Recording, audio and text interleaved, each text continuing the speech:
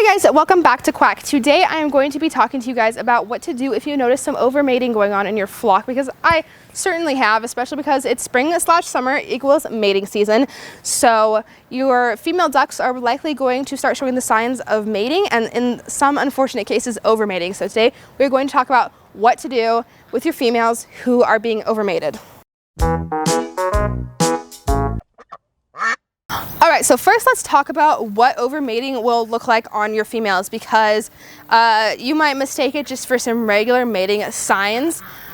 So when your females are being mated with, usually, just normally, they will show a little bit of feather loss on the back of their necks, and that's normal from mating. However, in cases of overmating, like my little mallard mouse here, she's been overmated with, and as you can see, if my camera will focus, oh, she went into the coop. As you can see, kind of, the back of her head is kind of missing some skin. Sorry, mouse, but you can kind of see how the back of her head has kind of that fleshy look. That's because it is. She has been the near constant victim of overmating since mating season started.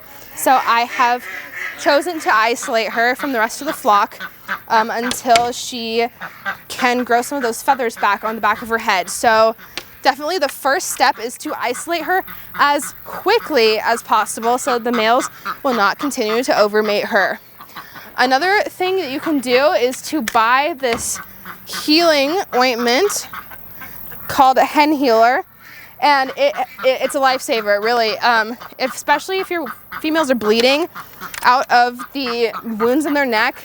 Put the hen healer on it, and in a day, I'm serious, in a day, the bleeding will have stopped, it'll start to scab over, and they can start the healing process, but definitely get it on as quickly as possible, because these males, you know ducks, they dig through the mud, they get super muddy, and then they're putting that mud into those wounds so it can get infected. So really get that ointment on as quickly as possible to make sure that she can start healing right away. I would recommend isolating your female somewhere where she can still see the other ducks. Ducks are very social creatures and they can get lonely very easily. So Mouse is in the coop and she can see all of her friends during the day.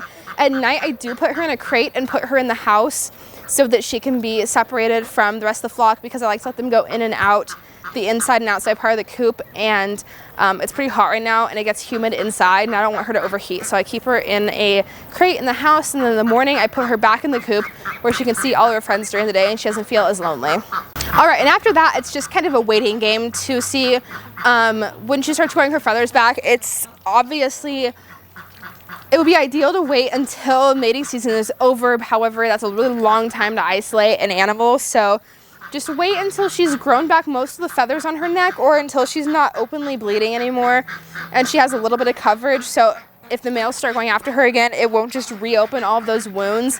The males will go back after her, and it's just going to be a constant, especially if she continues to be a favorite. Once you start seeing the bleeding, isolate her immediately and get that ointment on her. All right, so that's what I do for my lady ducks when I see them being overmated. Make sure to isolate them, get that ointment on, and just wait until you are seeing a lot of improvement on her neck before letting her back out, and isolate her again immediately if you see that the males are attacking her again. I hope you guys enjoyed this video. If you have any suggestions, drop a comment. Make sure to like and subscribe, and I will see you guys in the next video.